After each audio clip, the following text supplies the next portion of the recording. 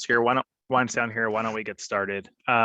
So I know you may have heard that announcement about recording. Just so everyone knows, any virtual meeting like this for PACT will record, and the PACT Partner Team will have a copy of the recording available on their website at some point. So if your neighbors maybe missed the meeting or you want to review anything that was discussed, we'll have an opportunity to share it.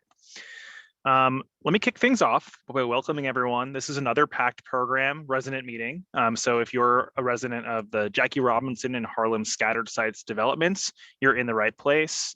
Those are the following buildings. So residents of Corsi, Robinson, the Morris Park Senior Building, 131 St. Nicholas, the Taft Rehabs buildings, UPACA 5 and UPACA 6.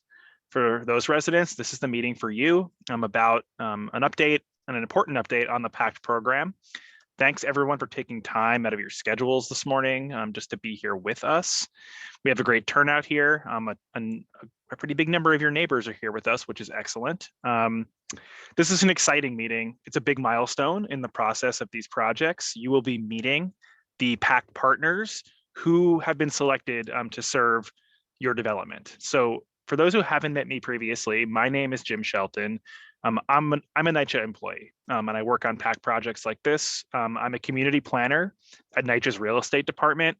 And really what I do on these projects is work closely with residents, with resident leaders and resident associations to prepare you for the changes that are gonna come with a PACT project, to make sure your priorities are being heard and reflected in those projects. And I will lead off the kind of initial part of this meeting today, and then I will pass it off to your PACT partners. Before we get rolling here, I want to remind everyone that, like at all of our meetings, there will be simultaneous translation provided in Spanish, in Cantonese, in Mandarin, and in Russian. I do want to just point something out to everyone. There was a typo on some of the flyers that were delivered to you with the phone number to call into. If you're on here and you are looking for interpretation in any of those languages, please use the number on the screen. And I'm going to read it out loud just in case anyone can't see the screen or is joining by phone.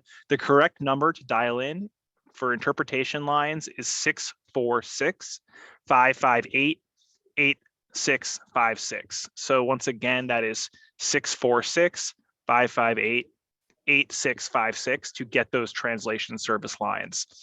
If anyone was unable to join or get the interpretation in the way you needed for this meeting due to this error, we will be hosting a makeup meeting virtually, but also in short order, we are going to be coming and doing a version of this meeting in person at each of your developments or at a location nearby your development. So please keep your eyes posted for information to come very soon in your buildings about those upcoming meetings.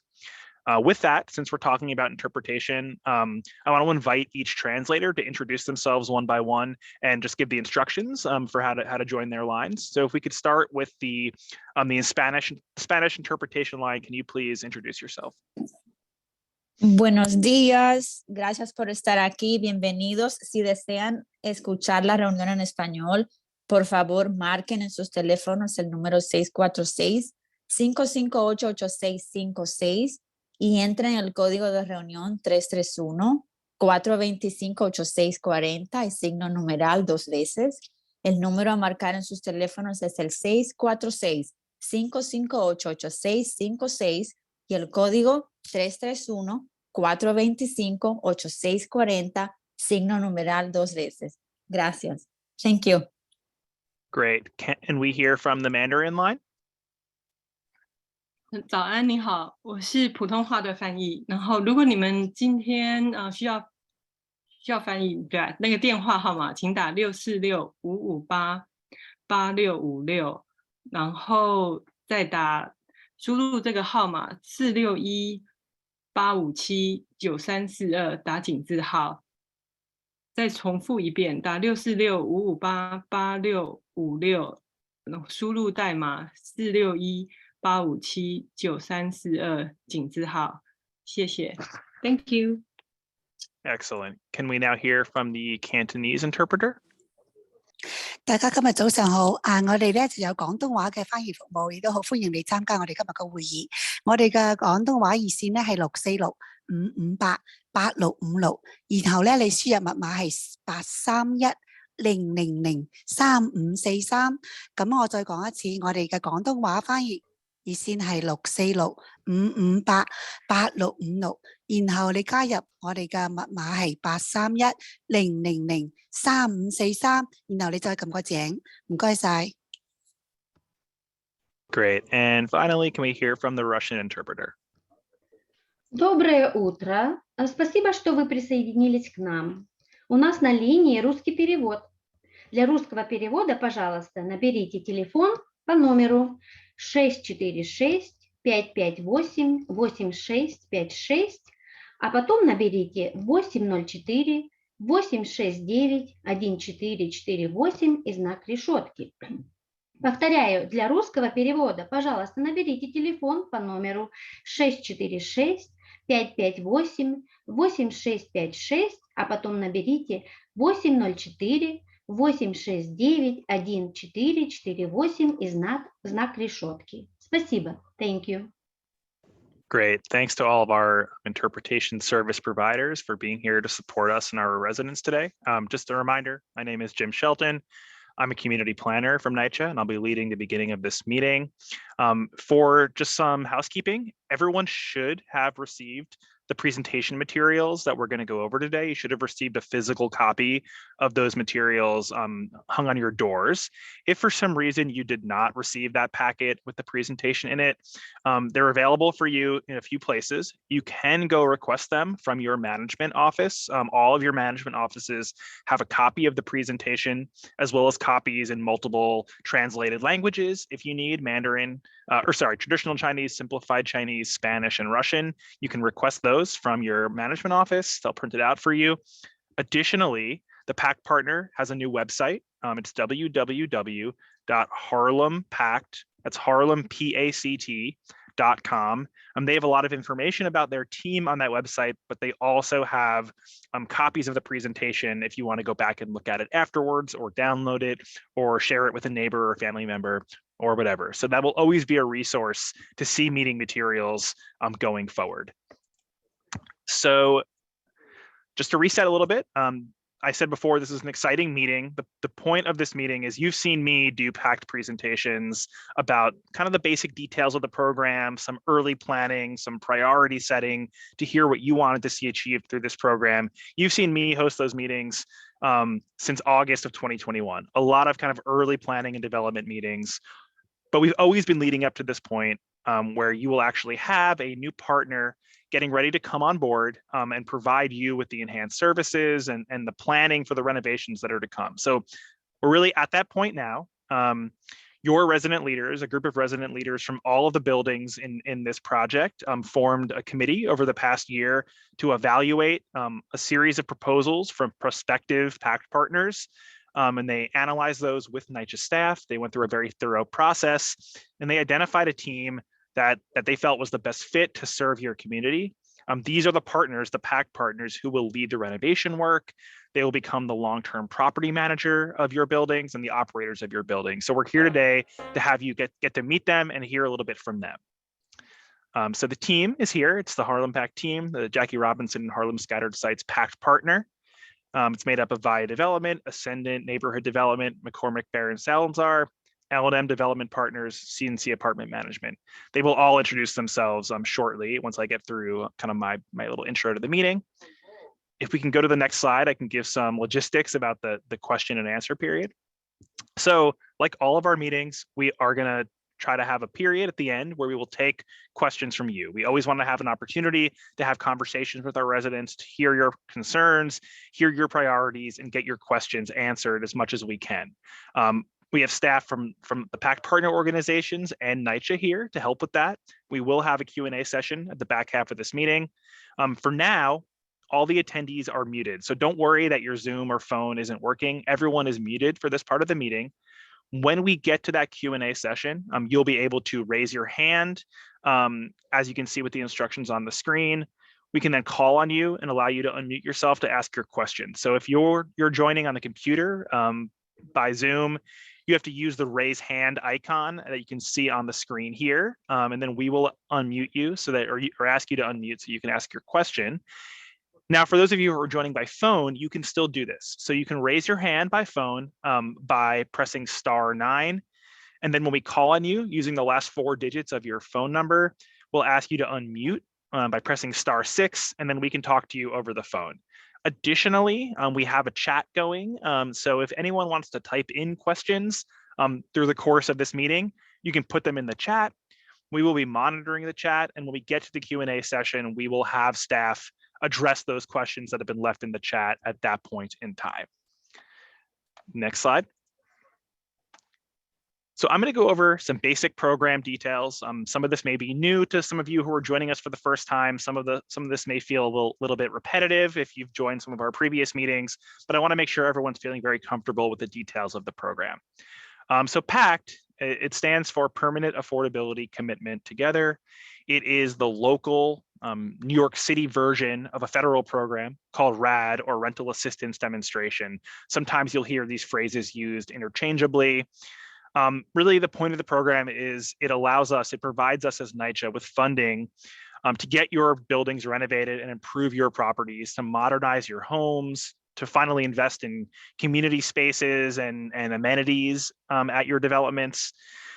All the while, your rent remains permanently affordable, and the rights and protections that you receive today will be preserved throughout this whole process.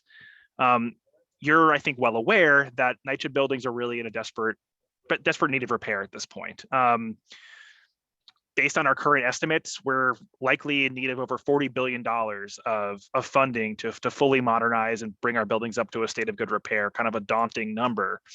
NYCHA buildings are primarily funded by the federal government, but unfortunately, Congress has really disinvested in public housing authorities. This $40 billion number is really something that we don't even come close to seeing from Congress year after year, despite our request for additional funding. And every year that we can't get that money and can't invest in repairs in our properties, we're pushing off necessary improvements, necessary repairs, and the conditions that you're experiencing are getting worse. We're not serving you the way we're supposed to be. This is why we turn to programs like PACT. So the PACT program allows us to finally unlock funding that can bring you comprehensive repairs, physical repairs, but also improved property management. Your experience with property management should improve, and also bring back on-site social services and community programming that at some point you may have experienced through NYCHA, but unfortunately, we've had to cut back on over the years. Basically what PACT does is it changes the source of funding at your buildings from the traditional public housing program, which you'll sometimes hear referred to as Section 9, to a different federal program. It's still a HUD program called the project-based Section 8 program. So that's a different federal funding stream. But there's a lot of benefits to project-based Section 8. It comes with a higher annual subsidy. There's guaranteed renewals of the Section 8 contract in perpetuity through this program. So it's more money for improvements for your homes, and it's stable and it's reliable year after year. HUD has to approve a PACT deal. So for us to get approval to do this, we must prove that we and the PACT partners can actually address all the documented repair needs that are required at your buildings, and that we're going to maintain your affordability forever and keep your rights and protections preserved. This is a requirement of the program, a requirement of federal HUD approval. Next slide, please. So kind of the mechanics of how the program works is PACT requires a new partnership between the New York City Housing Authority and private and not-for-profit development organizations, or what we call PACT Partners. You're going to meet them tonight. These organizations serve in several roles. They will make comprehensive repairs, through their construction division. They'll become the day-to-day operators for your developments and provide you with professional property management services and experience. And they're also going to bring on board, like I said earlier, things like enhanced security, improved community programming, and then dedicated social workers for your buildings. So these are basic requirements of what these teams will provide to you. But public control on the NYCHA side is really a consistent part of this process. NYCHA resident leaders are the ones who select the PACT partner through a process that took place over the summer. They formed this review committee, they reviewed proposals, and they were the ones ultimately choosing the organization alongside NYCHA staff who's going to come on and do this work for you. Really, public housing residents lead this process. Furthermore, NYCHA, we still own the property, we own the building and the land, and we still have staff dedicated to your buildings after conversion that you can go to for any issues that may come up. We will serve in a role of monitoring conditions at your development, making sure that the PACT partners are performing up to our expectations and your expectations at all of your buildings. And we can step in to resolve any issues and mediate any issues that come up. And we can even remove or replace a partner, who isn't meeting expectations or is breaching any of the contractual agreements they have to provide services to you. You'll still come to NYCHA for certain things. We're not walking away from this process. So you'll certify your income with NYCHA. NYCHA is still the one who's going to set your rent. NYCHA will still be the ones filling vacant apartments. When vacancies come up, we will fill those from our NYCHA Section 8 waiting list. But then some things will change. For example, you would go to the new PACT partner when you have a repair need in your apartment. You'd file a repair and maintenance request with them, and they'd be the ones to kind of process that request rather than NYCHA. But in the lead up to conversion, so over the course of the next 12 to 15 months until that conversion date is set, you still come to NYCHA for all of your repair needs and all of your maintenance needs up until that point. I want to emphasize here that fundamentally, you remain a NYCHA resident. You are going to have a new model here that's supposed to bring in things in areas where we're struggling. So improve skills, expertise, and resources and funding that these partners can bring in to improve your quality of life. But ultimately, you are still a NYCHA resident under the PACT program. Next slide, please.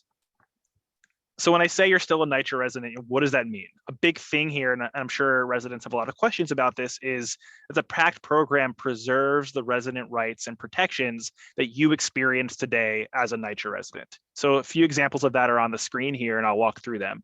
Importantly, through the PACT program, your rent can never exceed 30% of your gross household income. So it's calculated the same way it is today. It cannot be raised above that 30% threshold. Your rent will remain affordable at 30% of your gross household income forever. You will still have a right to organize resident associations, and those resident associations will have elections that NYCHA will help facilitate, and you'll still receive things like TPA funding. So, family days that get funded through things like TPA funding, those events can still happen after this conversion process. You will have a right to renew your lease. So there's automatic lease renewal. You will always have the option to renew your lease year after year. They can't just not offer you a lease again through this process. I want to pause on this item. Your application will not be rescreened upon conversion. We get a lot of questions about this. What this means, rescreening, is a lot of times residents will say, hey, I know that based on my household composition, the size of my household, or the money we're making, our gross household income, I might not qualify for the Section 8 program. Am I not going to be allowed to move into or stay in my apartment because I'm not going to qualify for the Section 8 program? And I want to say clearly here that every resident in good standing who is living currently in any of your buildings in the Section 9 program, you will all be brought over automatically into the project-based Section 8 program. There is no rescreening. We cannot screen people out of the program. You cannot be, income disqualified from the program. Everyone is brought over without rescreening to the project-based Section 8 program. Just quickly here, the process by which you can add relatives to a lease, qualified household members added to a lease, that will still be in place. You will still have the opportunity to receive, or you'll still have succession rights. So you could pass an apartment on to a qualified household member. That still exists the same way it does today. There'll be opportunities for grievance hearings and a formal process for that if you have a disagreement over certain things in your lease or house rules or things like that. There will be a grievance process in place for you to kind of exhaust all your options to resolve an issue that comes up. And finally, this is a federal program. There are going to be jobs created through this program: construction jobs, administrative jobs. This program is subject to Section 3, which means that NYCHA residents will have priority for jobs created through this program, priority to apply for those jobs, and there'll be opportunities for job training and placement for NYCHA residents as those job opportunities come up, and that's a requirement of the program. To kind of sum that up, The PACT program is designed very intentionally with a lot of regulatory agreements to grandfather in your rights and protections as they exist today when you transition to this new source of funding. It's really supposed to look for you very similar to how it looks today, but with improved services and a lot of comprehensive repairs to your building. So with that, I'm done giving my speech here. It's time to introduce your new PACT partners. I will cede the floor to them. So I mentioned earlier that PACT teams are made up of several different organizations serving in different roles. You have your developer, you have your property manager, you have general contractors doing repair work, and there's other roles as well. I'm going to pass things off now to Melissa Bindra from VIA Development, who is serving in the developer role on this project. And I just want to, before passing it off, congratulate everyone. This is a really important milestone. You've been working with us for a long time, since summer 2021 on this project. This is a really exciting phase. It's the next phase of this project, the beginning of planning for the future with your new PACT partners. Exciting time. Congratulations to you all. And with that, I will pass it to Melissa Bindra. Thanks, Jim. Good morning, everybody. Thank you for joining us today. My name, like Jim said, is Melissa Bindra, and I'm the principal of VIA Development. I'm here along with the rest of the team to introduce ourselves to you this morning as the project team that's going to be working with all of the residents at each of the developments that make up the Jackie Robinson Harlem scattered sites. And we'll be working on the PACT conversion and the renovation of your homes. We're very excited and grateful to be working with you all, and we look forward to getting started. I'm going to start with introducing the development team. For those of you who are following along over the phone or who have the packets that were dropped off to your apartments, we're on the page that's numbered number 5. That has the 3 development team members, which is VIA Development, Ascendant Neighborhood Development, and McCormick Barron Salazar. As the development partners, we're a group of companies that are come together to put our resources and our expertise into this big effort to oversee the project. My company, VIA Development, we focus on creating and transforming affordable housing in New York City. So we've worked on some very successful NYCHA PACT conversions, and we've also built affordable housing, including senior and supportive housing. But in everything that we do, we take what we call a community-based approach, which means that we work really closely with residents and other stakeholders to create what we think are more successful and comprehensive projects that create economic opportunities for the local community. So we're looking forward to working with all of you. I have also on here this morning, Dilcia Loomis, who works with me. And so we're looking forward to meeting all of you. I'll let Chris from Ascendant now introduce himself. Thanks, Melissa, and good morning, everyone, and thank you for joining us. Along with Melissa and the other members of the team, I just want to also reiterate that we're really excited to be here and to be working with you and to be entering this next phase of the project. So as Melissa said, my name is Chris Cirillo. I'm the executive director of a nonprofit organization based in East Harlem called Ascendant Neighborhood Development. We're celebrating our 35th anniversary this year. So we have been working over the last several decades on developing and preserving affordable housing in the neighborhoods of East and Central Harlem. We currently have close to 700 affordable apartments in our portfolio, and another 600 in our development pipeline. We also recently completed a major rehabilitation of 21 buildings in our existing portfolio with residents in place. So we have a lot of experience with the challenges that come with doing a major rehabilitation project with residents living in buildings. And so we understand that this is going to be you know, a complicated process, but we are really committed to making it go as smoothly as possible and working with all of our partners on the development team to make this the best possible outcome for all of the residents. So we're really excited to be here. And I will turn it back to Melissa to introduce the other development part. Right, so LaShonda Gonzalez from McCormick Baron Salazar is here with us. Good morning, everyone. As Melissa said, my name is LaShonda Gonzalez. I am the Senior Vice President of Government Relations at McCormick Baron Salazar. McCormick Baron is a national for-profit affordable housing developer. Like Chris, we too are celebrating a milestone anniversary as well. This will be our 50th year of doing this work. In that span of time, we have developed over 22,000 affordable units across the country, and we currently work in 27 states. We also work in Washington, D.C., Puerto Rico, and the U.S. Virgin Islands. So we have comprehensive experience of working on projects like this. And like Chris and Melissa, we look very forward to working with all of you. We do as well take a community engagement approach, and we have a resident-led approach to how we do development and rehabs. So we look forward to working with each and every one of you as well, to make sure that we create quality housing for you. So with that, I'll pass it back over to Melissa to continue the presentation. Next slide, please. So we're on page 6 now for those following at home. So the project team includes a larger group of extremely experienced companies. This is a big effort, and so it takes a lot of different, a lot of expertise and a lot of people to get this done. Firstly, we have L&M Development Partners, which is one of the largest and experienced developers in New York City. Their contractor, L&M Builders, is our general contractor. And we have some representatives from L&M Builders here to answer any questions related to construction that you may have.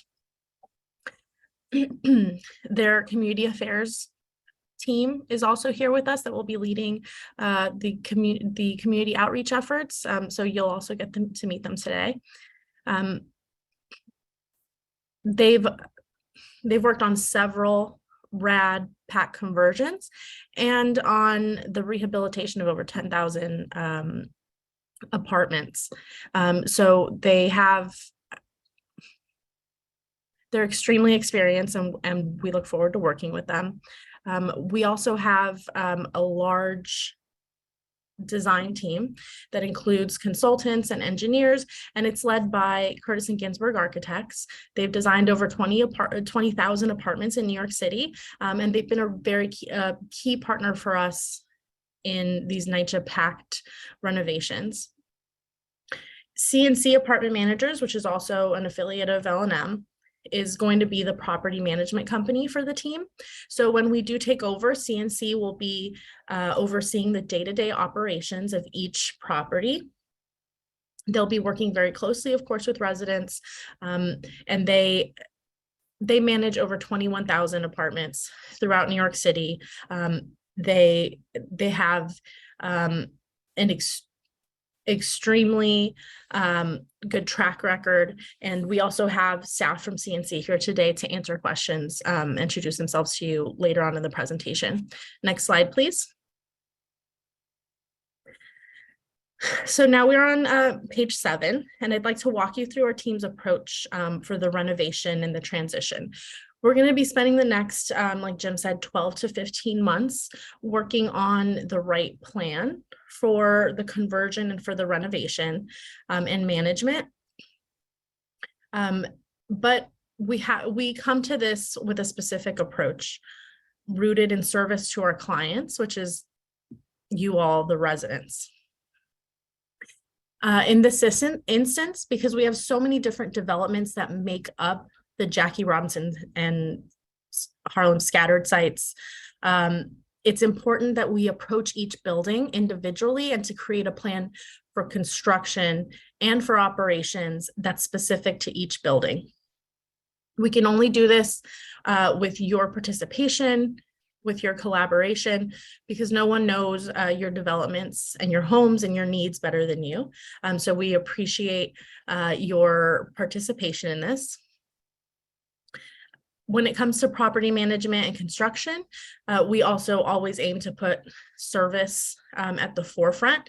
and to create a plan that really transforms your homes, not just physically, but also in terms of services, right? The services and the amenities that you experience every day in your homes.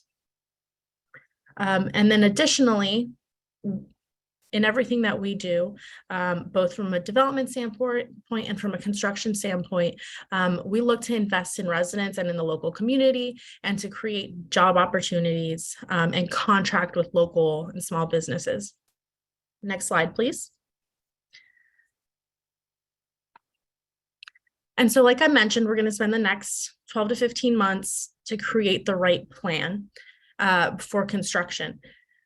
The physical improvements are obviously one of the biggest efforts here. They're certainly going to be the most visible and what's going to be affecting your day-to-day life throughout this process. And so I'm going to walk you through some of what we plan to do. And I think it's important to note here that all of the images that I'm showing are just examples. They're things from previous projects that we've done. There's some ideas and some of our experience that we've applied to some of your developments, just to give you an idea of what we can do. But we will be working with you all and with our design team to come up with the ultimate plan. So here we are, we're on page 8, and this is an image of 131 St. Nicholas, where we've applied some of what we've done in the past to an image of the building to show you what we can do. So there's some outdoor seating, and we've sort of opened up and changed the lobby a little bit for security and accessibility. And so those are the types of things that we're going to be discussing and incorporating into our approach. Next slide, please. So the first component of what we always do is interiors. And those are your apartments, those are your lobbies, and any other spaces inside your building, which, you know, can include community rooms, laundry rooms, and offices. All of those spaces will be renovated. In your apartments, we always renovate both your kitchen and your bathroom. We do floors, new lighting, and painting. Of course, if there are any other issues within your apartment that need to be addressed specific to your apartment, we will be addressing those. Hallways and lobbies will also be renovated. There will be new mailboxes, new intercoms, and new entrances. Any other common areas that you may have will also be renovated. And a little later, I'll go over how we'll be looking to use those spaces. Next slide, please. So we're on slide number 10. And these images are examples of some improvements that we've done, or ideas for improvements that have been done at other properties for the outside of your buildings. So for those buildings that have outdoor space, we're going to be working with residents. We're going to be leading resident meetings to come up with some ideas for how you would like to use these spaces. But in general, we've done things like new playgrounds, gardens, recreation areas, fitness areas, and all of these have been designed and created with input from residents, and we find that process is obviously works a lot better because you all get what you'd like, and then these spaces are used very heavily by all the residents. Next slide, please. So in addition to fixing the existing areas that you have, the existing spaces like lobbies and laundry rooms, we're also going to be looking at each property to find spaces within the buildings that are underutilized. So they might be storage room, offices, or maybe even laundry rooms that were closed at some point. And we're going to be looking to reprogram those to use them for resident amenities. So this could be either new laundry rooms or expanding the existing laundry rooms that you have, creating new offices and meeting spaces for your resident association or your resident watch, creating lounges, places that residents can congregate, and fitness areas are also popular uses for these types of rooms.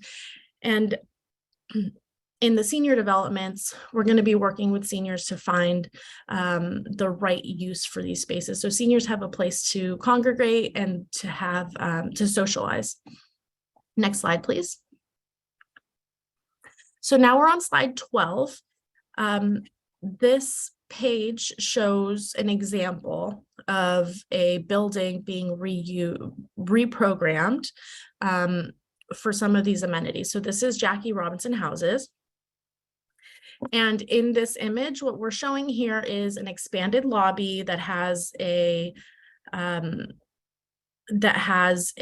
security guard, like doorman, new mailboxes, and then some of the spaces that are currently being used as storage or property management offices are now relabeled and used for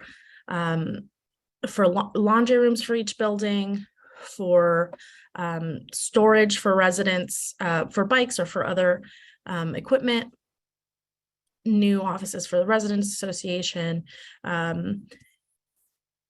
Really, the list of what we can do here is unlimited. Next slide.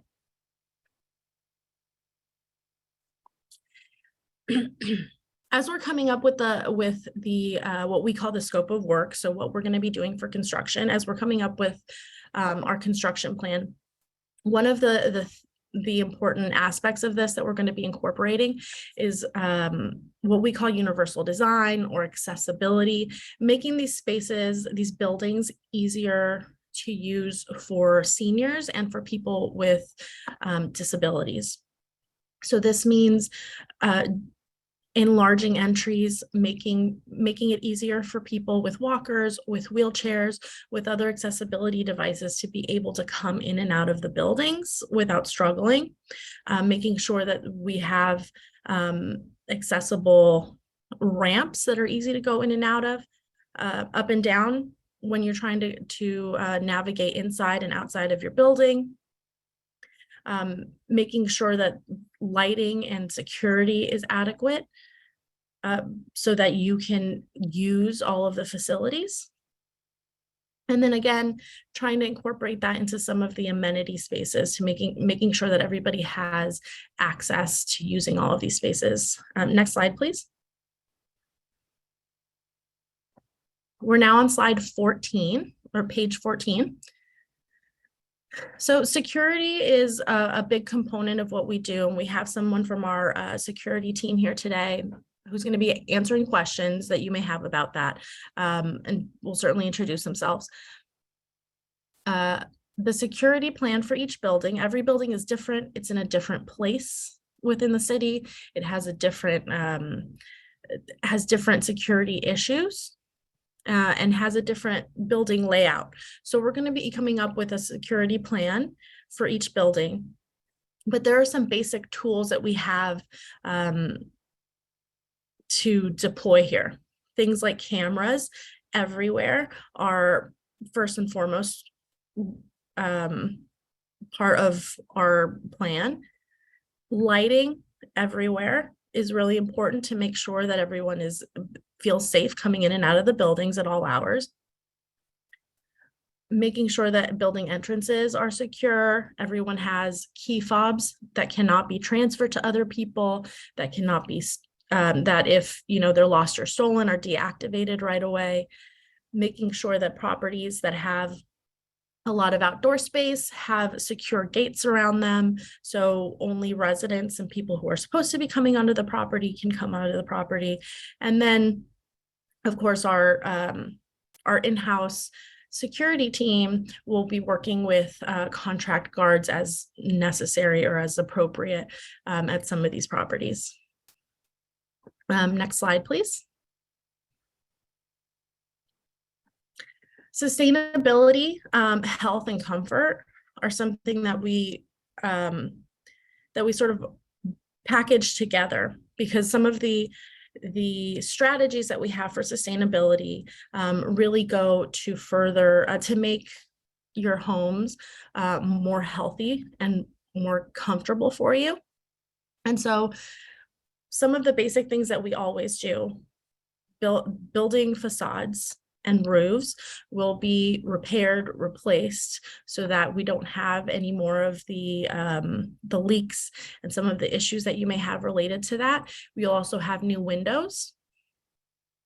But in addition to that, we're going to be looking to try to go a step further and do things like further insulate the buildings so that they're keeping out moisture, you're not getting mold, you're keeping out other environmental hazards to make your homes a healthier place to be. Upgrading or replacing ventilation systems, new heating and cooling systems where we can. All of these things serve to make your apartments more comfortable. They'll be warmer in the winter and they'll be cooler in the summer.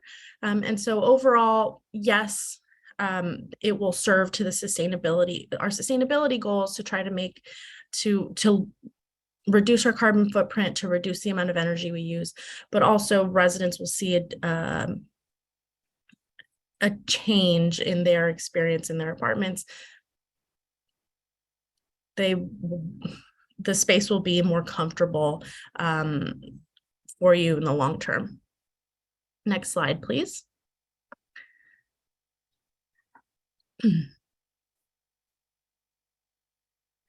So safety and health are obviously something that are very important to us. We're going to be in your homes many times over the next few years, and we want to make sure that everyone feels comfortable. We're also going to be coming in front of you in these types of meetings many, many times over the next, I'd say, 18 months.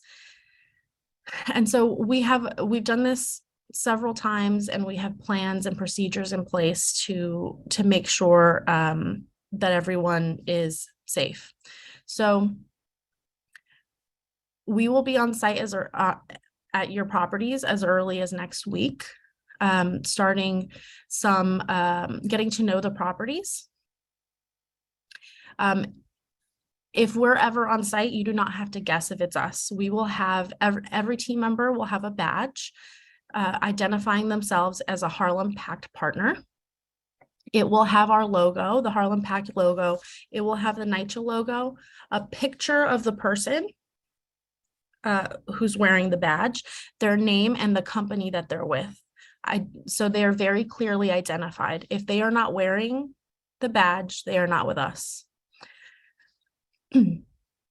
Anytime we're doing inspections and anytime we're doing construction, we have supervisors on site, we have security to make sure that everyone is, that everything's being done appropriately. We're also going to do what we can to minimize the number of times we interrupt you. We're going to be interrupting you many times. We're going to have to come into your apartment several times, but we're going to do our best to try to get as many visits done at once as possible. So if we're coming to do an inspection, we might try to check off 2 or 3 different types of inspections that need to be done at once. But also to have people take turns coming in and out, so you don't have 20 people in your apartment at once.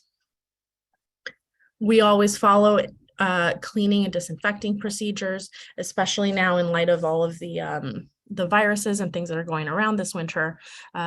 We are very careful with that. For anyone who just wants to keep up to date, but also maybe doesn't or is too busy, or doesn't feel comfortable coming to our meetings in person, we will always have virtual options available. We're also going to be keeping all of our information on our website, which Jim mentioned early on. It's harlempactpact.com. You can visit that website at any time, and it'll have information about the team. It'll have information about any upcoming meetings, and you'll be able to download or view any materials and notices for the meetings. There'll also be a phone number and an email, which we'll announce today, so that you can reach out to us over phone or email if you cannot or would not like to come speak to us in person. And again, just like for today's meeting, everyone will get a package of the materials for the meeting for you to have at home and follow along with us over the phone or just to review on your own. Next slide, please. So now we're on slide 17. This is resident engagement. So I'm going to pass this over to Yasmin, who will walk you through our resident engagement plan. Thank you, Melissa. Good morning, everyone. My name is Yasmin Cornelius. I'm Senior Vice President at L&M Development Partners. And a little bit about myself. I've been with L&M Development Partners about 11 years. I've worked on about over 10 RAD projects. That includes NYCHA as well as other types of developments. I've experienced working in New York City, New Jersey, as well as Chicago, and doing these projects. My team is a team of 6, and we have experience altogether over 40 years of working in nonprofit, government, and political realms. You will be working with myself as well as Katie Archer. Some of you may have met her as well. So it's a pleasure. Let me just say it's a pleasure. If you're just joining us, we're on slide number 17, about to get into what we do in resident engagement. My job specifically is to do intergovernmental work with community and elected officials. In addition, and most priority, working with you all, the residents, to make sure that you are informed, that your voices are heard, and furthermore, that we make sure that your experience is exceptional. And it's a priority for me and my team. Next slide. So again, a little bit about us, the Community Affairs Division. We ensure that residents and community stakeholders are informed. We have about 40 years. And together, we worked for about RAD conversions and about 12 sites totaling 8,000 plus apartments. So we've done this several times, and it's a pleasure again to do this again. Next slide.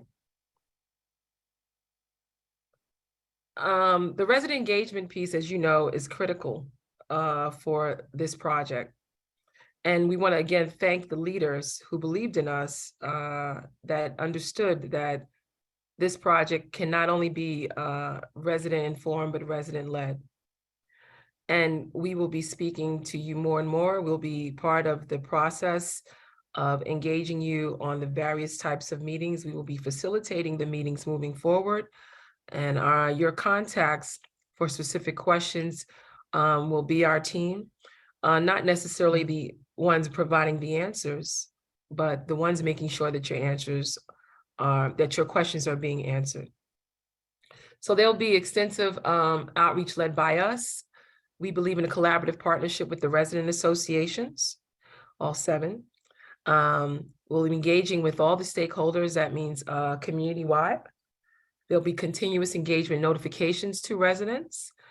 Monthly meetings will be set up. Not only will we be meeting with residents, but we will also be meeting with resident leadership as well. We will be utilizing various mediums for communication in multiple languages.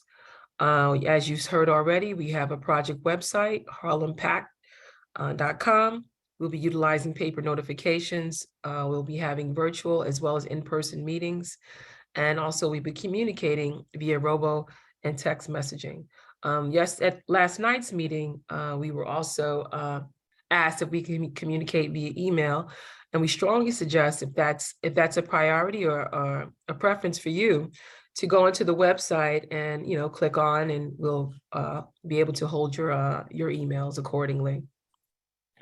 And also the meetings that we do have that are in person will be thoughtful and responsible in making sure that they are safe, dealing with COVID priorities as our #1 priority, and convenient for you all to attend.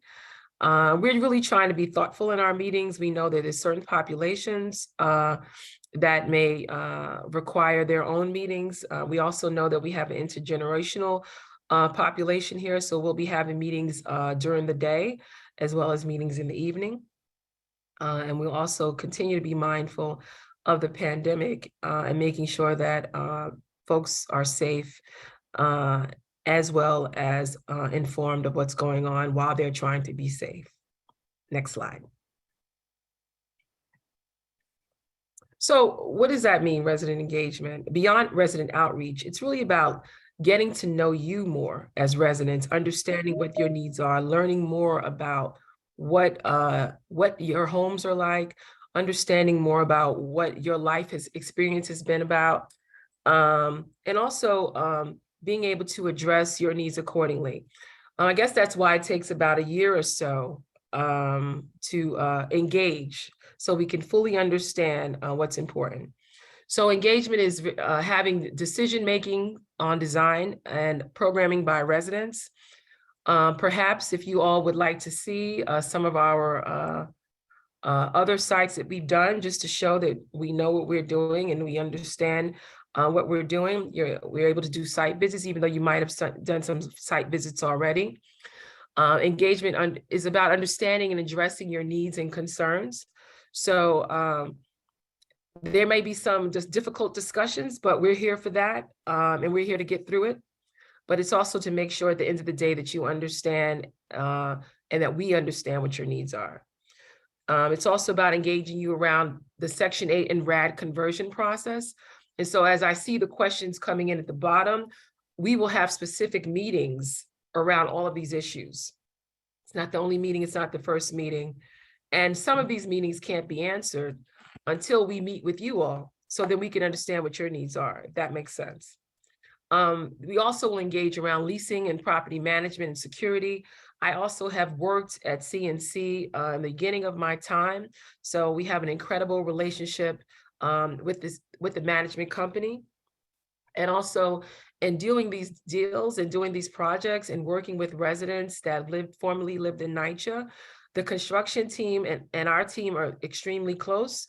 And we've built a rapport that will allow a better understanding of what residents need as we're dealing with the changes and the transformation of your site. We also will engage in planning for necessary accommodations if necessary again. And again, as stated before, opportunities for residents and community members regarding job trainings, jobs specifically, and also community investment in the area that deals with needs for your area and your community. We also will continue doing the community building projects that you normally have done in the past, even enhancing on that, whether it's the family days, dealing with specific programs that are important to your site. And we will work with you on that to encourage you to do more, as well as the holiday activities. We all know Thanksgiving comes around, Mother's Day, Father's Day, in addition to the holidays, Christmas and New Year's. We're all for that, working with you to make sure that there's continuous community building activity. In addition to that, social service programs as well, addressing specific needs for residents on a case-by-case basis. Next slide. And so the communication and accommodations is very serious and very real. I mean, it's so to that we will be having dedicated staffers for your needs. Construction is not easy. Change is not easy. And so we recognize having specific staffers there to address your needs is vital, right? So we will be having a dedicated community affairs team that will be working with each resident association.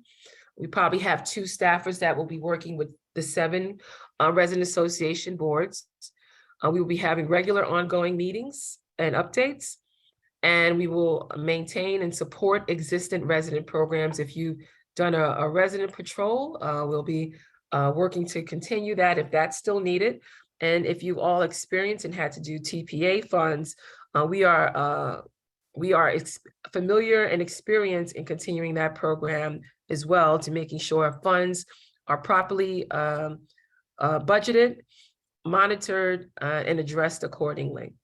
We continue the formula of $25 per household for the funding for each site. So we will continue that accordingly to allow residents to have programs as wish. At this time, again, it's my pleasure. I'll speak to you again later on this presentation as well moving forward. I'd like to call on my colleague, Doreen, who will continue the rest of this slide.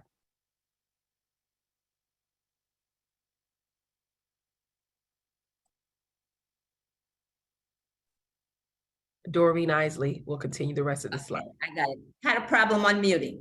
Hello, everyone. Thank you, Yasmin, for the handoff. My name is Doreen Isley. I'm one of the regional managers for CNC Apartment Managers.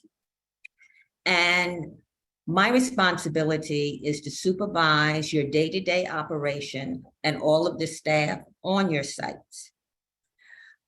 As mentioned before, you will have a social service coordinator on site. One of the things that the social service coordinator will be responsible for is assisting you through the construction phase of your operation. Coordination and the management of social service providers and the customized service programs will be something that we will manage for you. You might not realize it now, but the social service coordinator is going to work with you almost daily to make sure that the experience that you have during the construction phase is as seamless as possible.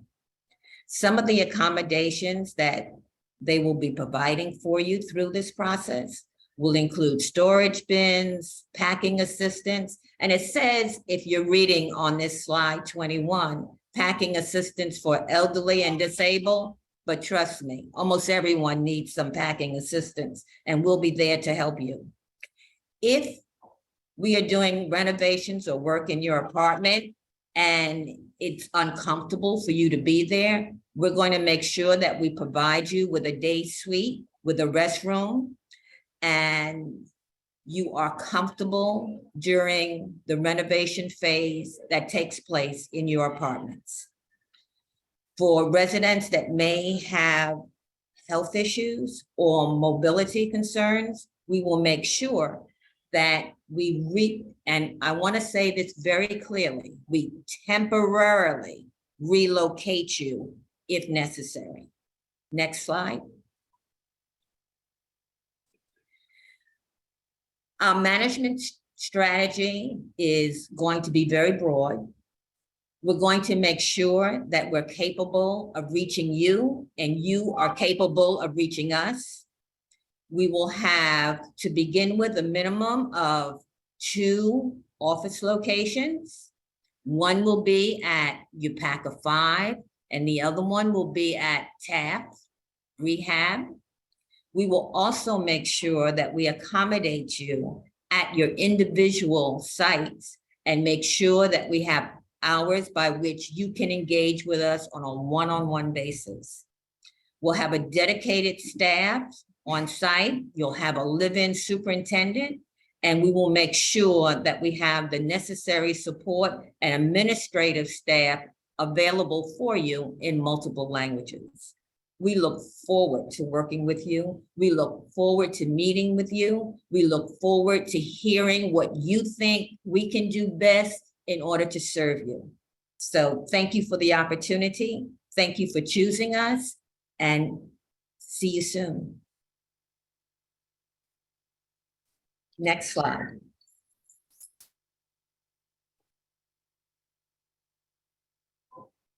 Thank you, Doreen. So I'll just walk you through what the next steps are. We have a long process ahead of us. You know, like we've said, 12 to 15 months, where we're going to be hearing from you all and preparing for the conversion. But the immediate next steps over the next few months, I'm going to walk you through. Next slide, please. We are on page number 24 now. The next step in the process is this community engagement that Yasmin walked us through. This type of meeting will start to happen about every month for each development.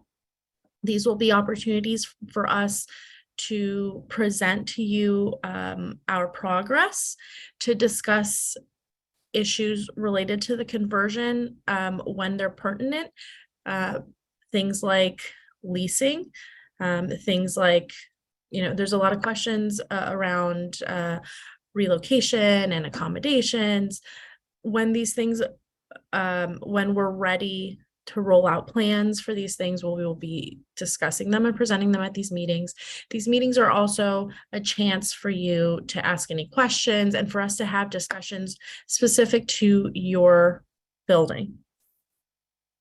We're putting together the schedule and the plan, which will include the topics that we're going to cover at each of the individual meetings. And we will share that with you all shortly once it's ready. And so, and of course, we will put it up on our website so that everyone is aware when those are coming up. Next slide, please. The second big effort that we're going to be starting very shortly, I mentioned that we will be on site, that team members will be on site as early as next week, getting to know each of the properties, each of the buildings and its needs. But we also will be having in-unit inspections for different things. In the next couple of months, we're going to be starting what are called inspections for environmental hazards, which include lead, mold, and asbestos. These inspections will happen in every single apartment. There's a chance a small subset of you have recently had these inspections done by NYCHA. But we plan to do it over the next several months. We'll be putting a schedule together. Everyone will be notified well in advance before we plan to come to your apartment. And we're going to try to get all of these inspections done at once for you. So there's usually a different team that does the lead testing versus the asbestos, but they'll be there on the same day to avoid having to keep you or interrupt you too many times. About 6 months before the conversion, so we're expecting this to be towards the end of this year, we will start what are called HQS or preparing for HQS inspections. HQS stands for Housing Quality Standards. This is a requirement from HUD that every apartment that in order to be eligible for Section 8 passes this inspection. What the inspection is looking for is to make sure that your apartment is safe for you to live in and is up to a minimum HUD standard, which means if there is mold, if there are any issues in your apartment, they need to be addressed. If outlets don't work, if lighting doesn't work, if you have leaks, we have to address those things or your apartment will not pass inspection. So our team will be coming into every apartment and addressing these issues just before the inspection so that we make sure that it passes. We will also be there on the days of the inspection, which is a city inspector. We will be there to make sure we address any issues that may have come up, in the short period between when we did the repairs and when the inspector comes in. So it's a very big effort and we'll need everyone's participation and collaboration to get that done. And then this is all leading up to construction. Once we do start construction, just before construction, one of our team members from the construction team will be meeting with every single resident. They will be coming to your apartment to let you know what specifically is going to be happening in your apartment, but also to discuss with you any concerns you might have, anything that we need to accommodate you for, and to hear from you if you have any specific issues in your apartment that aren't being picked up by our scope of work, any specific leaks or other issues that you might have in your apartment. Again, I want to reiterate that everyone will receive a notification far in advance of any scheduled interruptions and any scheduled inspections in your apartment. Next slide, please. This is a general project timeline just to give you an idea of what you can expect. This is slide 26 for those following at home. We are now in what's called the pre-development phase. This is what we're starting. In this pre-development phase, it's really the next, the next year where we're doing resident engagement, where we're starting to work with you all. We're working on the design and coming up with the plan for construction, and we're doing all of these inspections. During this time, while we will be communicating with you regularly, we'll be on site, you'll see us, and we'll be getting to know you, NYCHA is still your property manager. NYCHA is still your landlord. So that relationship does not change for you. If you have any issues in your apartment that need to be addressed immediately, if you have any questions about your lease or your rent, you go to NYCHA like you normally would. The HQS inspections that I just went over, again, we are trying to target about 6 months before the conversion. And so that we're expecting to happen in the fall or winter of this year. Once we're ready for the conversion, a date will be announced. Everyone will know what the exact date is. It will be a specific day, like May 1st, 2024, as an example. Everyone will know that is the transition day. On that day, CNC will show up to the property and will take over. They will be your new property management company as of that day, and you will be working with their staff. And at that point, any leasing and any rent issues, any repairs become CNC's responsibility, become our team's responsibility. And that's when you start communicating to us about property management related issues. Of course, over the next year, if you have any questions about the PACT program, if you have questions about our plan or this process, please feel free to reach out to us. I mentioned the website, harlempact.com, harlempact.com. The email address, if you ever want to shoot us a question, is contact@harlempact.com. And the phone number is 646-527-7200. Please contact us at any time and someone will get back to you within a couple of days to answer any questions that you might have. But again, if it's something that needs to be addressed in your apartment or it's related to property management, please contact NYCHA. Once the conversion happens, that's when we start construction. We're expecting it to take about 2 to 3 years. So if we start in the summer of 2024, we'll be done around the spring of 2027. Construction will be done at all property of the buildings at the same time. So while we may be doing, elevators in one building and apartment renovations in another, we're not going to be pausing at one building until we finish another, or nobody's going to be waiting around. There's going to be continuous work happening at every building during that 2 to 3 year period. Next slide, please.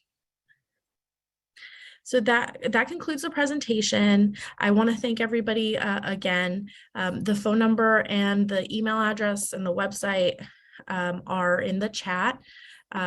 If anybody needs to refer to that. And now we'll move on to answering your questions, and I'll hand this back over to Yasmin, who will help facilitate that.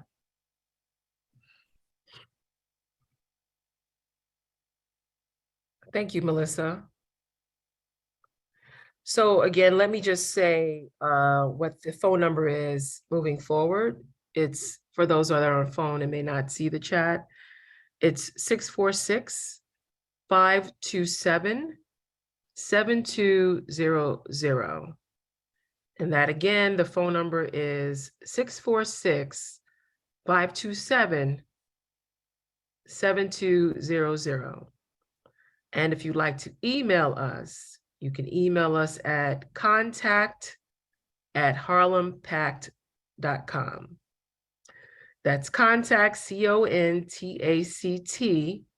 at harlempact, HARLEMPACT.com. Okay, so I have the pleasure of facilitating this question and answer period. And for the record, here are a little bit of housekeeping rules. I'll go over them and then I'll ask our translator advisors if they have any questions on their line. But to ask a question, you can do it two ways, or rather three. If you are on your phone, you can ask and ask to be called by raising your hand, and you can hit *9. And then once you raise your hand through utilizing the *9 component, this was already said, but I'm repeating it for those that have joined in later. Once you have raised your hand, we will call upon you and ask you to mute yourself, and you can do so by dialing or hitting *6. And if you're on your computer, you can type in the question into the chat box, which I've seen many of you done already, and click send. Or you can click your virtual hand, raise your virtual hand, and you'll be called upon to speak, and then we'll unmute you, ask you to unmute yourself, so then you can ask your question. Right now, you can probably not unmute yourself because, you know, we're trying to keep an organized front here. But once you have effectively raised your hand, we will call upon you so you can ask your questions. That being said, I will ask now if the translators will have, Geneva translators will have any questions, if you can check on your lines as we begin the process. All right. Hi, Yasmin, nothing on the Mandarin line. Okay. All right. Nothing for Cantonese or Russian either. Okay.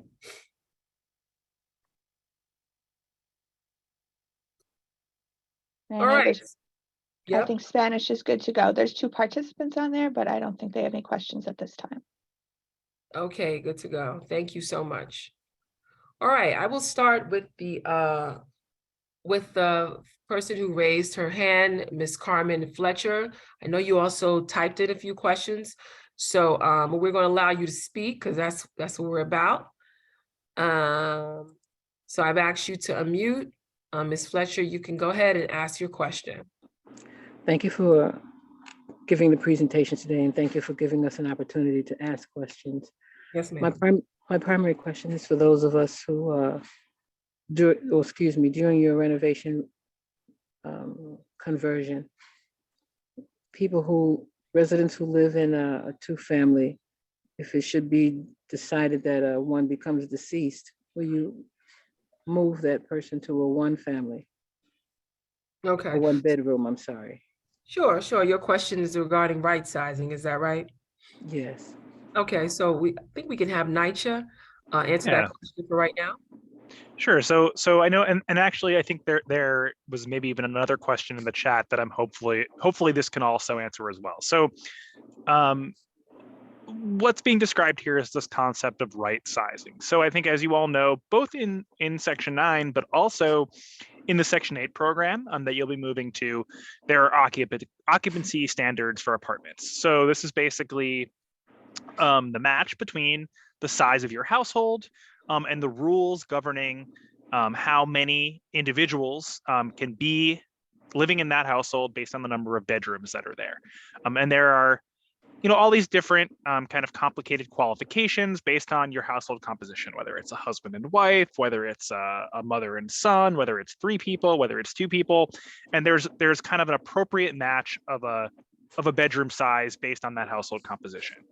So you find yourselves, we find ourselves over the course of individuals living in a development for a long time, there end up being these mismatches where you may have either severely, overcrowded apartments or significantly underoccupied apartments. And it's a federal requirement to right size these apartments. And primarily that's to address the overcrowding issue, which can be ultimately really dangerous and not really a pleasant quality of life for those individuals. So in the situation you're describing, that maybe we'd have to work with you to figure out the individual details, but the situation you're describing may be considered an under-occupied situation where there's maybe 2 bedrooms, but now there's less occupants living in that apartment than would otherwise qualify for a 2-bedroom. So what would happen in that situation is PACT, at the time of PACT conversion, it won't be like an automatic rearranging of a bunch of apartments to right size. The PACT partner will be obligated, as NYCHA is now, to ultimately find those right matches, but we would only ask a household to move to an appropriate sized unit, within your development, all right, so at your building, and it could only happen when one becomes available. So we're not going to be actively kind of like playing a game of apartment musical chairs or anything. The way it unfolds is when an appropriately sized apartment becomes available, we would go through a process with you to prepare you for a possible move. And it would be very individualized. It's not meant to be a process that really like disrupts your life or subjects you to a condition that is going to be unfavorable for your household. We are trying to find matches that are appropriate for the size and composition and quality of life of all of our residents. So the answer is yes, you may have to relocate, but also it won't happen immediately. And we would work very closely with you to make sure that it's done in a way that kind of accommodates you appropriately. Thank you. Okay, thank you, Ms. Fletcher. All right, we're going to now move on to, we have a question in the chat.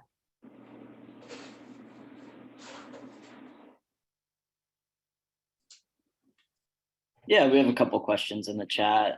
One question is from Shaquana Curry.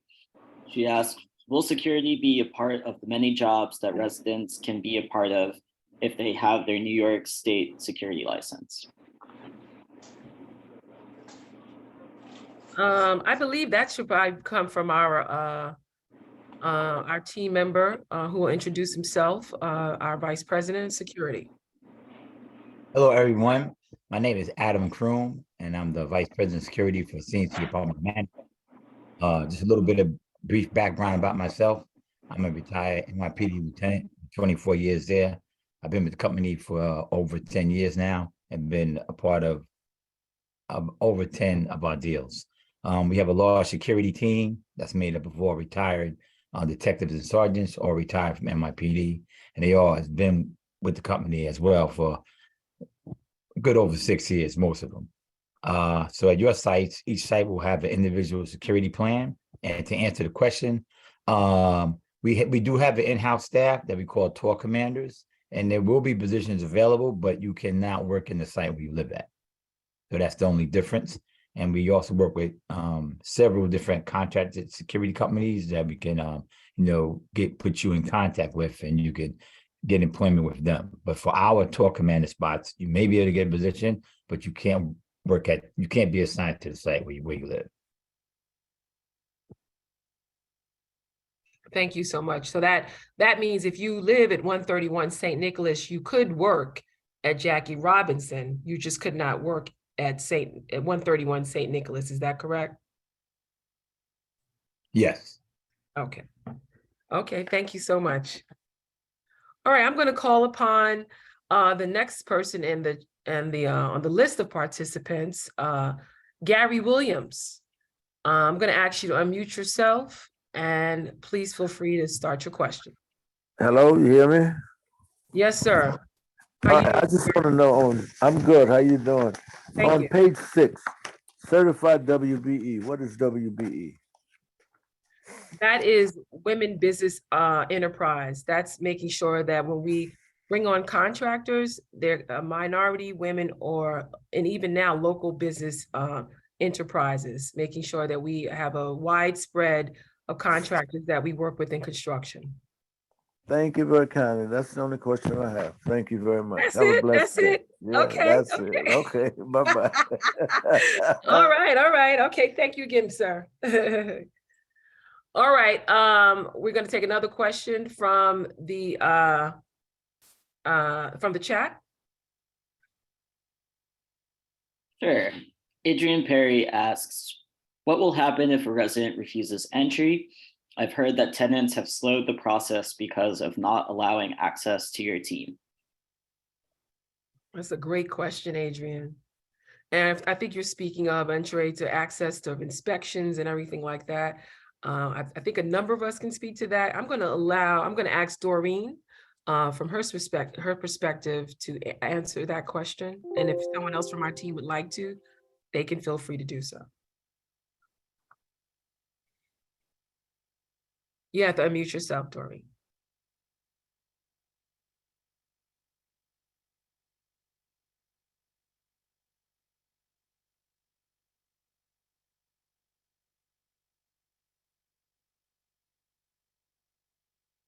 Doreen, okay. Now I got it. I think I have. Okay. We need Took you a while for it to come up. Okay. All right. For no access, it's always a problem. But the first thing that we have to do is we have to find out why we're not getting access. There are a number of different reasons why we don't get access, and we have to make sure that once we know why, we apply the correct resources. In a lot of cases, we work with our social worker to get access. At other times, we work directly with NYCHA to get access. But we do and will finally get access, but sometimes it does take take time, and we apologize to the other residents that it may hold up a process. But it's a part of the process that we have to be extremely sensitive about, because there are a lot of reasons why people will not open their doors to us. Well said. Are there any other of my colleagues like to chime in, or are we good to move forward? Okay. All right. So I'm going to now move on. I don't know, Adrian, you had your hand raised too. I'm gonna first go to okay, you did not raise your hand further. Okay, I see it. Migdalia Flores, I will ask that you answer your question, ask your question and unmute yourself.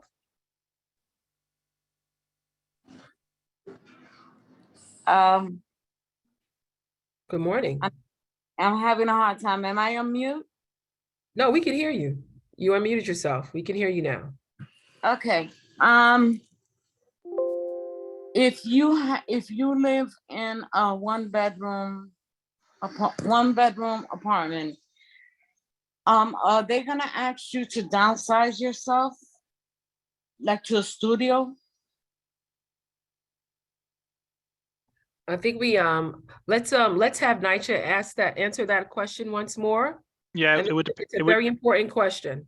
It would depend on the occupancy standards of your household, or sorry, we have standard occupancy requirements, and then it's really based on household composition. So there are some situations where like a single occupant household is appropriately sized for a studio.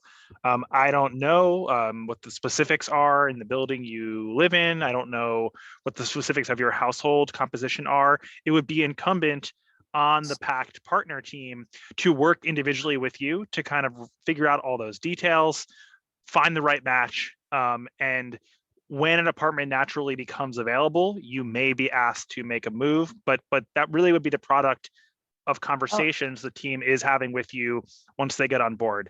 I mean, what might be helpful, oh, I'm sorry, go ahead. Okay, but wait a minute. I mean, if you've been living in a one bedroom apartment for 21 years and all of a sudden you could just come and say you want to downsize somebody to a studio? Well, that's Really? a rule under Section 9, right? Right sizing is a federal rule that NYCHA is obligated to enforce. Why? Oh, sorry, go ahead. No, go ahead. Why when you've been paying this rent nonstop for all these years and you've never had a problem? So this is not, some sort of, I want to be clear that these occupancy rules are federal rules, right? This is part of the federal program. It's not something specific to the PACT program. It's not something specific to NYCHA either. It's also not, some kind of reward or punishment or anything for, on-time rent payment or lack thereof, as you're describing. Also, I want to emphasize that we don't know by any means that you would have to downsize. All of this is meant to ultimately, what we say is right size units. Like, the real issues it's addressing is that we have quite a number of overcrowded units that really are actually, these households really desperately need more space. In your individual situation, the team would work with you to make sure that it's an appropriate accommodation, that it's compliant with the federal occupancy standards for the Section 8 program. I can't say today that you would have to move from a 1-bedroom to a studio based on what I know now, but I know the team will work with you, and there may very well be, as they continue to work with you, some extenuating circumstances or some reasonable accommodations that would mean you could stay in the larger apartment. That happens all the time. It also won't be an automatic move at the time of PACT conversion. It would really only happen based on a priority list. The highest priority are really those overcrowded households, not necessarily asking people that are close to the right size match to just start moving all of a sudden. And it only happens when an apartment naturally becomes available. But I also want to ask that maybe, since the PACT partner teams do have quite a bit of experience with PACT conversions and the right sizing process, maybe someone from the PACT team could speak to, how this is unfolded at other locations, to give Ms. Flores a little bit of color on how this unfolds and how your team approaches this process. Okay. All right, thank you. Is anyone maybe from CNC want to speak to how the right sizing process is unfolded elsewhere? Doreen, are you there?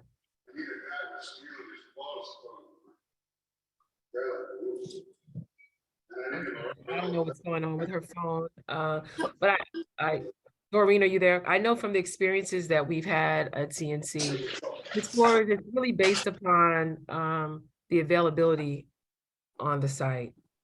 And so I would not walk into this project assuming that you are moving tomorrow, but once we have a full inventory of what is available on the site, once you've acknowledged what's going on there, and then once we meet with you to understand your living conditions, it's better to make that determination. Does anyone else like to opine? Ms. Flores, do you hear me? Yeah, I'm hearing you. Okay. You saying that, well, anyway, okay, like you said, it's not a move that's gonna be done tomorrow, but like I said, anyway, we'll see how this works, and because I really don't want to go into a studio. I've been, like I said, I've been living in my 1-bedroom, and I don't know. I wouldn't see it right to just move me into. I'm gonna interrupt you just for a moment. I'm finally able to unmute my microphone here. This is Doreen Isley from CNC. Okay. I would not worry about this if I were you. Okay. We're here to work with you. Okay. And when I have the opportunity to meet you in person, we can further discuss this. So please put this aside. Don't make it a worry. Look towards a wonderful renovation. And oh yeah, I'm looking forward to that. We will meet to discuss your personal problem one-on-one. Okay. Okay? Okay, I'm okay with that. Good. Okay. I'm really glad to hear that. Thank you. Thank you. All right, and thank you, Ms. Flores. Thank you. Your question is real. All right, let's take a question from the chat. Sure. Adrian Perry has another question, but she also says that she could ask it out loud. I understand. Do you have any more questions before Adrian Perry from the chat? Sure. We have a question that says, we were told we could move out during the conversion. If we do not have any vacancies, where will we be moved to? Thank you, Ms. Fuller. Doreen, that's you again. I'm not sure, Ms. Perry, what you mean by move Fuller. out, or do you mean temporarily relocated? Maybe you should just establish the whole process. Just Okay. explain the whole process. If we have to temporarily relocate you, we will make that decision and make that accommodations on site. As of this time, there are no relocations off-site. So we will have to work out whatever your particular situation is on-site. And again, I will welcome the opportunity to meet with you and discuss it one-on-one. Also, you know, I know, Ms. Fuller, you're speaking as a president, and I know there's a lot of things that's been said here and there, but I think once we get on the site and start looking at it and talking to you as well, then we'll be able to have a better understanding to explain further what the next steps are. Are there any other responses from our development team that would like to speak to this?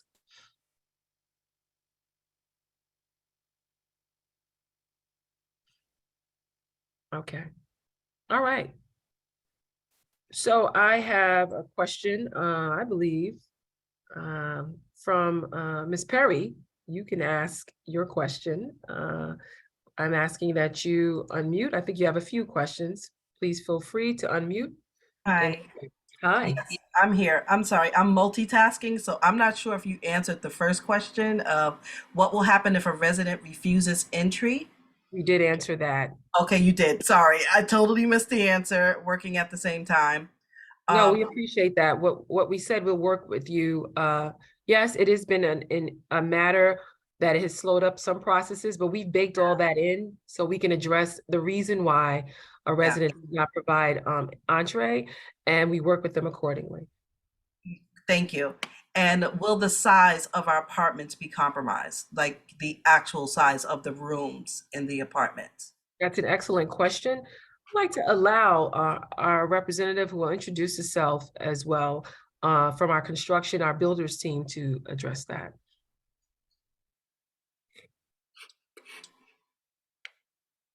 So good morning. My name is Pat Leach, project executive for L&M Builders. And the size of the unit will not be compromised. That the unit will stay intact the way that it's currently laid out within its dimensions. Awesome, thank you. That was a real concern because we have nice size apartments. We'd like to keep them. Yes. Yep. Thank you. Definitely will. I seem to think you had some other questions, Denise. Is there anything else, or are you good? Adrian, me? I'm sorry, Adrian. I'm sorry. Ms. Perry, yes. I'm sorry. I can't remember. There were so many things going through my head, but I'll be able to ask them as the process goes along. Yes, ma'am. Yeah, it's fine. I'll be probably on all of these calls because I am very, open to hearing the process. I didn't realize it was as close as next year that this will start. So that's great to know. Yeah, but I'll be on more calls. Thank you. Wait, may I ask the development that you reside? Yes, I'm in Miss Fuller's building. Oh, okay. 218 West 112th Street. So I'm apartment 7B. I'm on the top floor. Awesome, awesome. Okay, we love to get more feedback specifically with that site too. Oh, absolutely. Every site is unique. Every site is unique. Every site is unique. Yes, and our building is really unique. So yeah. Okay, all right. Thank you. Okay, do we have a question from the chat box? Sure, we have a question from Carmen Fletcher. She asks about pets. What if we require relocation? Could the pets be accommodated as well? You're on a roll, Doreen. If you are, and I want to use this word, temporarily relocated, yes, your pets are part of your family. They too have to be accommodated. Let's take another question from the chat box. Sure. Carmen also has another question about accessibility. She asks, will grab bars, toilet lifts, and bathroom enhancements be considered? Okay, that can come from either our development team or our builders team. I can take this. So I mentioned briefly accessibility and universal design. One of the things that is part of most construction these days is what we call aging in place, for both for any seniors that live in multifamily developments, but especially for senior developments, where there is a list of things, including grab bars, and modifications to bathtubs, modifications to kitchens, that can be done. And typically what we do is there's a questionnaire, there's a list of things that can be incorporated into each apartment to make it more accessible and easier for you to use your apartment as a senior or as somebody with a disability. And we have people check those off and decide what modifications they'd like in their apartment. And so, yes, absolutely. What we call aging in place and accessibility modifications will be part of this. Thank you, Melissa. All right, I'm going to take the last question from the chat before I move back to the call list.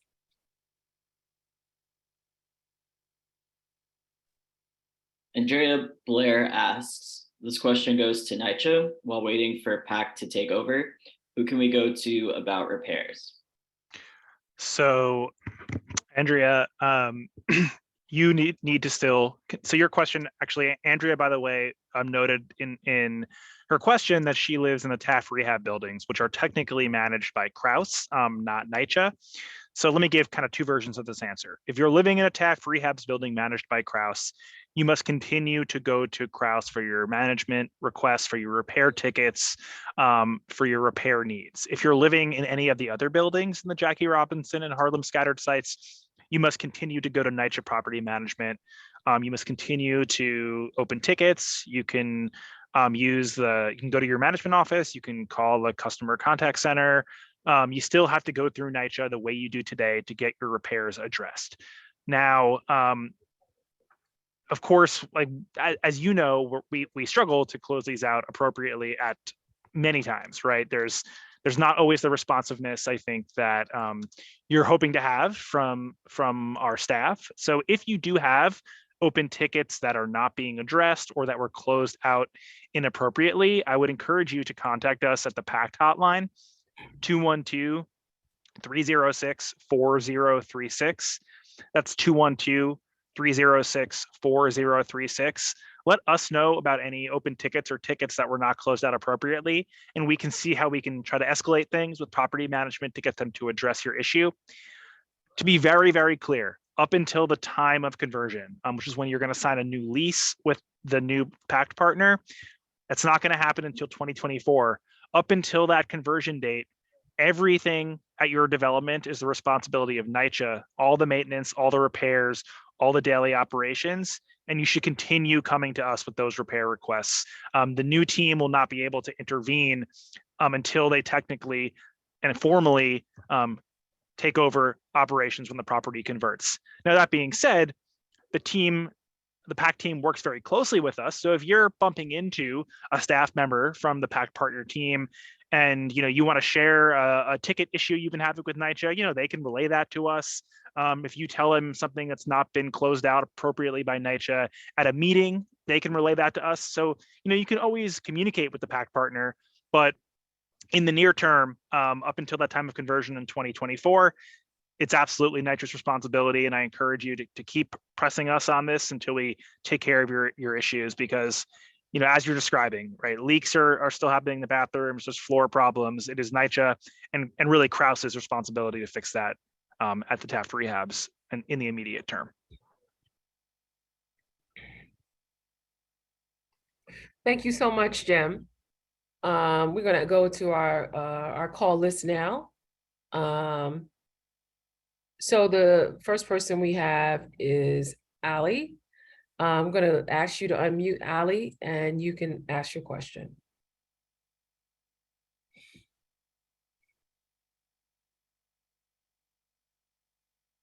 Unmute. You hear me? We do hear you. Hi, good Okay. morning. Hi, I'm from Corsi. Okay. Senior buildings have a different rule, I think, in terms of apartment occupancies. I think I'm saying this right. I was like the lady that was worried about downsizing from a 1-bedroom to a studio. We only have 1-bedroom and studios here. So I guess Jim will have to answer. But I'm saying, I don't think that they would take us out of this 1-bedroom. Well, you should be fine where you are. I think so. Yeah, that's all I had to say. I'm sorry. Oh, that's okay. That's okay. That's it. Okay. Sometimes we need a resident clarification as well. I appreciate that. Yeah, I think that's what it, okay, bye-bye. All right, bye-bye. All right, we're gonna go to last 4 digits, 4594, asking you to unmute yourself by pressing *6. Good morning. Good morning. Yes, good morning. Well, first of all, the questions that I had to ask you, you have knocked some of the wind out of my sail today. This is in regard to the conversation in regard to persons that live in a 1-bedroom apartment. The last person that I think that you spoke to, she said she was in a senior building. They only had 1 bedrooms. I live in 131 St. Nicholas Avenue, and I'm sure, well, we have a studio apartment in this building. We have 17 floors, and each floor has a studio apartment. I'm sorry. Now, before I say anything else, can somebody explain to me what the term grandfather means before I ask my question?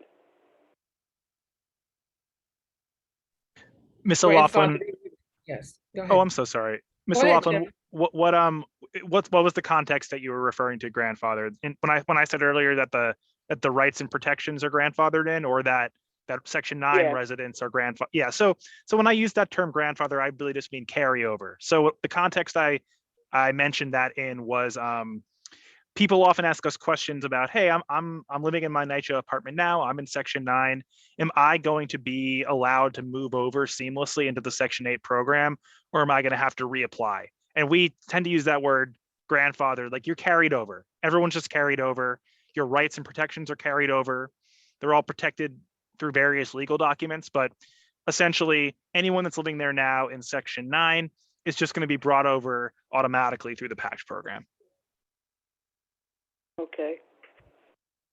Maybe that's a little different than what I thought grandfather meant. I thought when I hear the word grandfather that if there was something that changed, and let's just say there's effective date of, let's say, February 1st, 2024, that anything prior to that doesn't pertain to things that happen after that new date.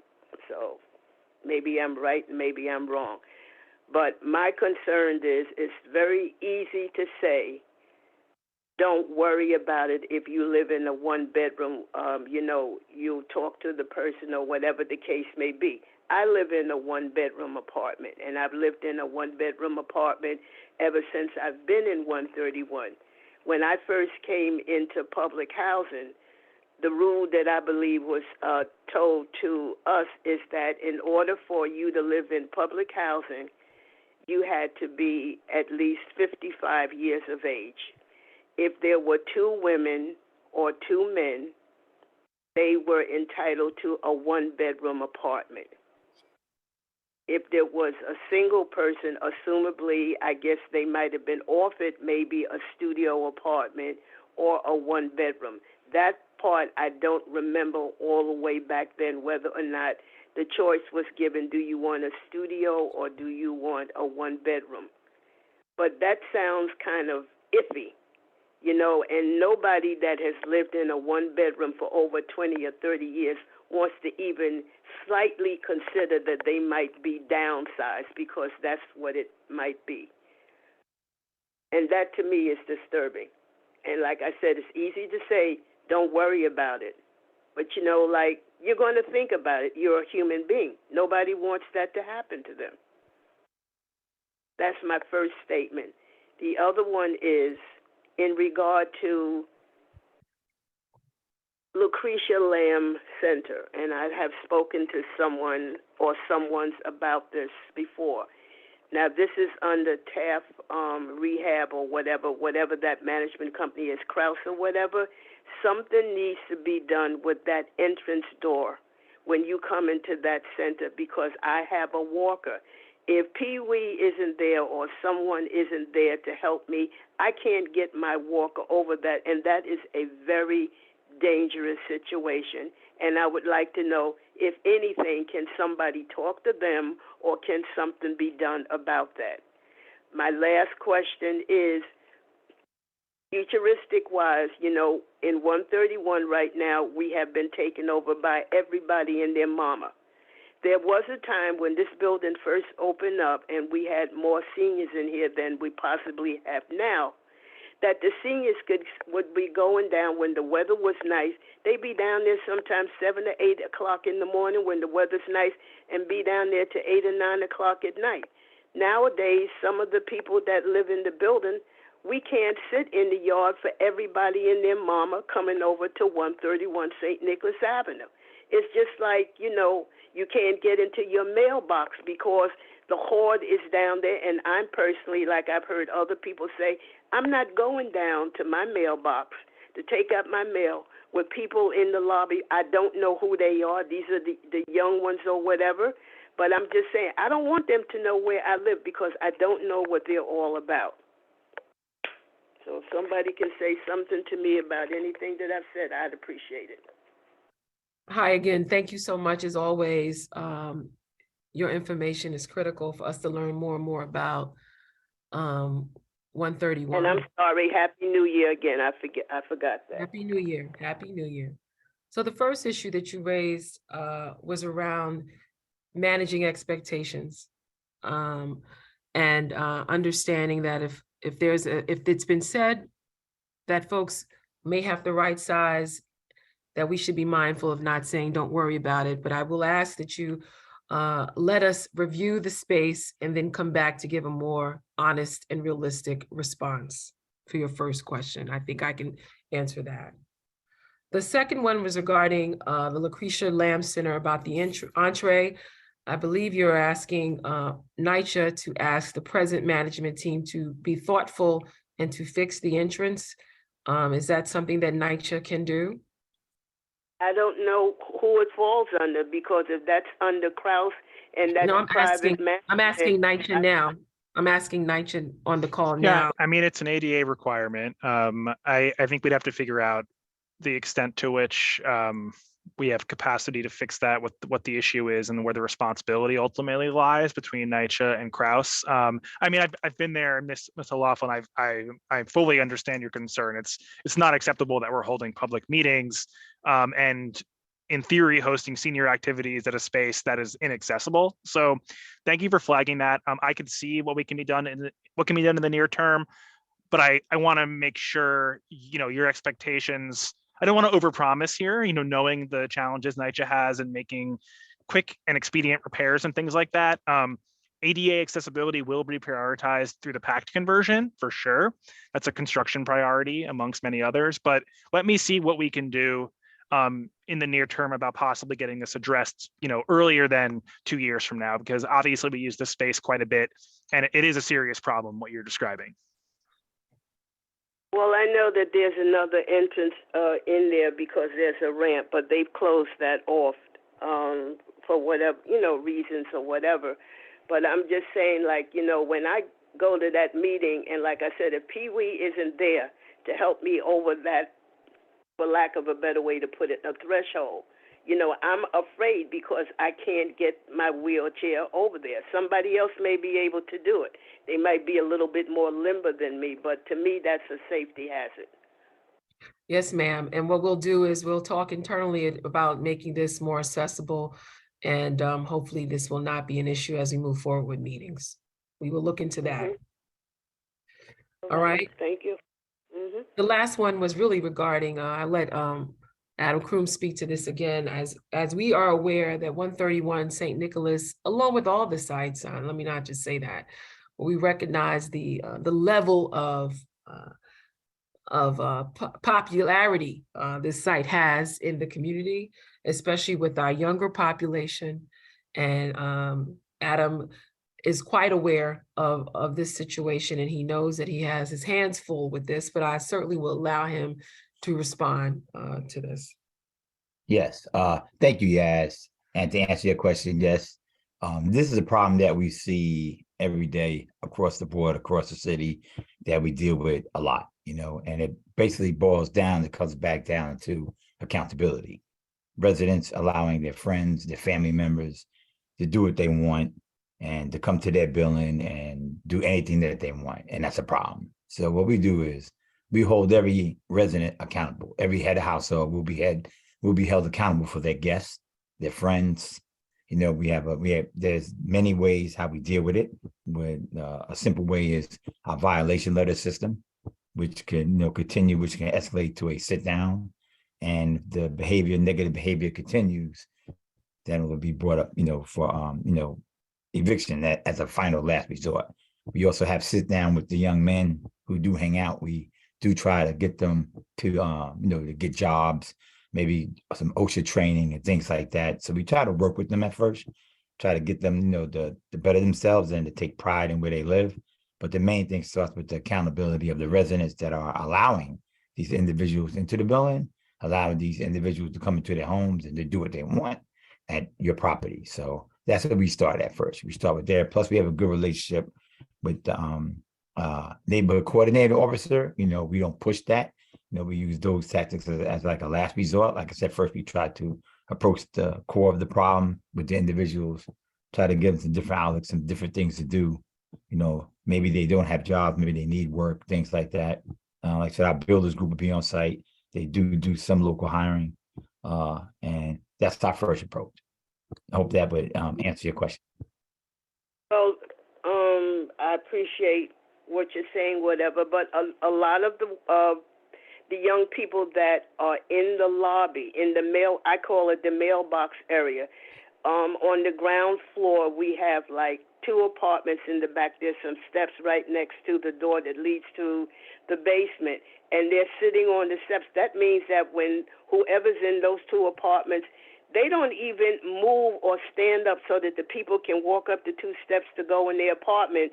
They'll like slide over, or either just the people have to walk around them.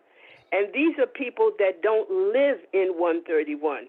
From what I've been told, that there was someone that lived in the building that knows some of them. And like, as far as I know, it's supposed to have been addressed with Taft management or whatever. What's done with that, I don't know. But I'm just saying the ones that come here early in the morning before they go to school, they come before they go to school. This is the hangout. This is the meeting place.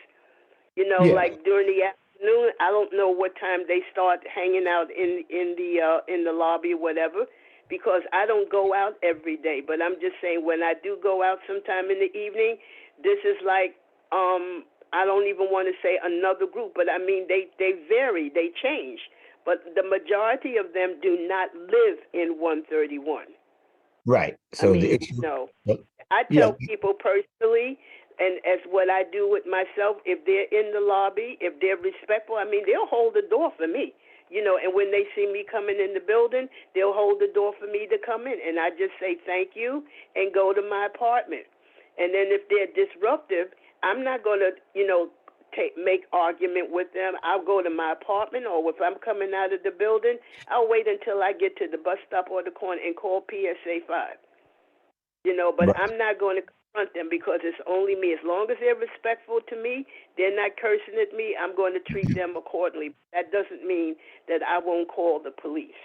But about a month ago, they were down there. It must have been about 20 or 30 of them in the lobby. I'm not exaggerating. Combination, when I say 20 or 30, in the building and standing right outside the building, and they actually started fighting. And one of the guys had to say, man, stop, let the lady come out of the building. I mean, I know 131 is not the only building, but you have to be concerned about where you live. I can't be concerned about Corsi, I can, or some other building. I can have empathy with them. Right. But still in all, we live in 131. We're the ones that have to come in and come out. Understood. I mean, they hang out in front of your building, your apartment door. I mean, they're sitting out there eating, spitting, they don't care. Right. That becomes a health problem. And I know, the police, to me, as far as I'm concerned, people say, oh, the police don't do anything. You don't know what instructions the police are given, number one. Number two, if they arrest them or whatever, they got a problem now with jails turning people and taking people out because they're overcrowded. So some things take priority. It doesn't mean that the police aren't doing, but these young guys, they will challenge the police.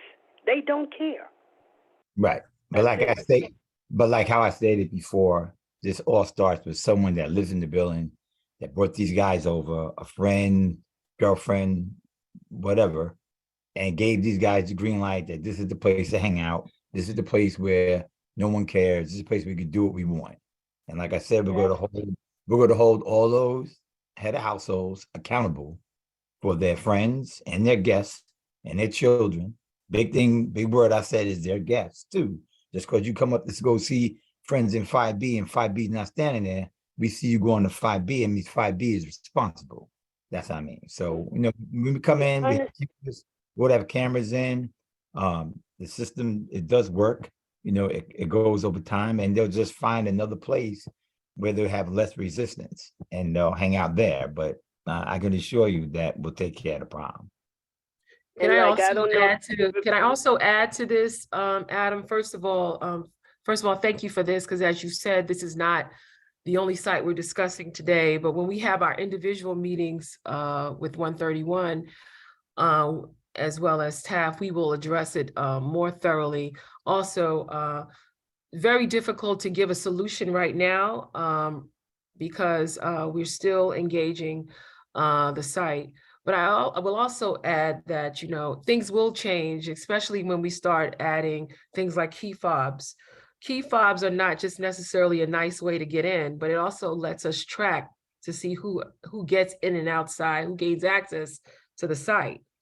And so, and cameras. So again, it's not just staring at people or serving as a deterrent, but it's also acknowledging who came in with which key fob and everything like that. We're able to track these things to be able to really pinpoint how people get into the site. Even though they may not live here today, or they may have free access to the site, we'll be able to understand how they got in when we start this process within a year from now. The other thing I want to say is that this is a process and this is a behavior that's been happening over some time. So I would, again, as you have done with us, ask us to manage expectations and know that this will not happen overnight, especially when we're dealing with our children, especially when we're dealing with people in the community. And we're also trying to make sure that they're provided resources and not just automatically taken in custody, if that makes sense. So to your point, there are different strategies that I'm sure Adam does and handles that he does not always like to say in recording on Zooms. But he also handles it in a way to make sure that security matters are addressed accordingly. Well, I myself appreciate the fact that, like I said, there are things that are in place and you can't necessarily discuss it with the residents because, certain things with the residents because you don't know what's going to get back to the wrong person. So then that kind of kills the plan, and I understand that.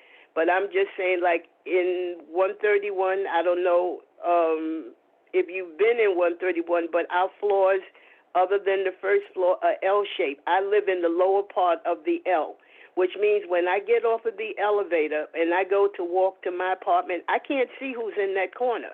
Many thousands of years ago, I asked them for a security mirror to be placed so that when you get off of the elevator, you can look into that little corner, and whoever lives down at the other end of the L, so to speak, when they come out of their apartments, they may be able to see, you know, who's in that corner or who's outside their apartment. But I'm just saying that in itself, that little corner, that's a blind corner. And that's why sometimes they like to hang out there, because they can't be seen by the elevator. You can look out of your peephole and see them sitting down in front of your apartment, eating, having a good time. You know, and with all due respect, you know, I have to pick my moment whether I'm going to say, can you please leave, or call the police. So that's a judgment call at that moment. But I appreciate anything and everything that the police try to do and what you guys try to do. I don't want to make this sound like I'm not appreciative, because I know something's in place. I don't have to know about it. As long as, you know, like, you know, we know that somebody is trying to look after our safety. That's about it. That's my personal feeling. I appreciate anything that is being done and that will be done. But I have to live for this moment. I can't live for what will happen when you guys get the key fob in and when you get the security cameras. I have to live for this moment. Ms. O'Loughlin, we can continue to work with you. This is Jim from NYCHA. We can continue to work with you as you've described, right? It's not the new team's responsibility to provide security in the immediate term. So I'll follow up with you as we've, you know, as we have been, to just make sure that we're doing the best we can to address this. We do have a number of questions piling up in the chat, and we're about 10 minutes over time. So if you don't mind, if we can move on, and I'll be sure to reach out to you. We can figure out some plans to discuss further one-on-one. I thank you very much for my time. Have a good Thank you, Ms. O'Loughlin. I appreciate it. Thank you. Always appreciate it. Okay, we're going to move on to the next questions. Mr. Williams again, please unmute yourself. Come on now. Can you hear me now? Yes, sir. All right, I just want to know one thing. I got caught up in 9/11. My lungs are compromised and the rest of my body is also.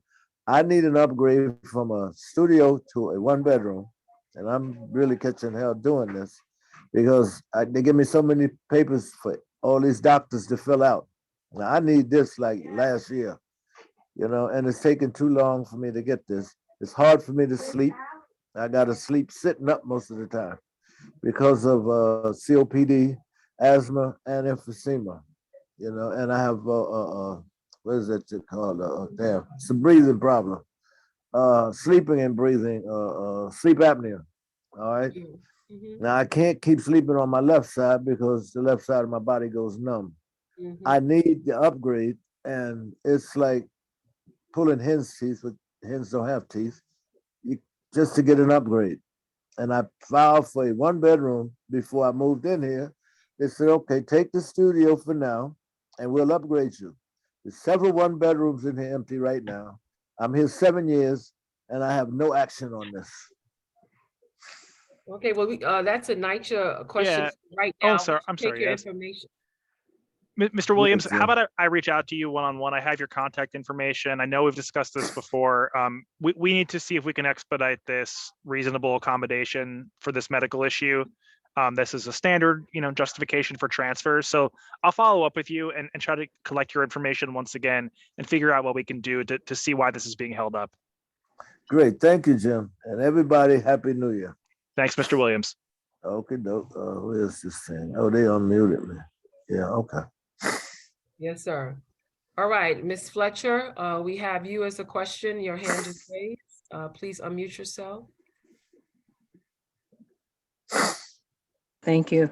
My question was, what does PACT have in place for disruptive residents who re-rent their apartments to medically challenged other community members? Wow, that sounds really specific.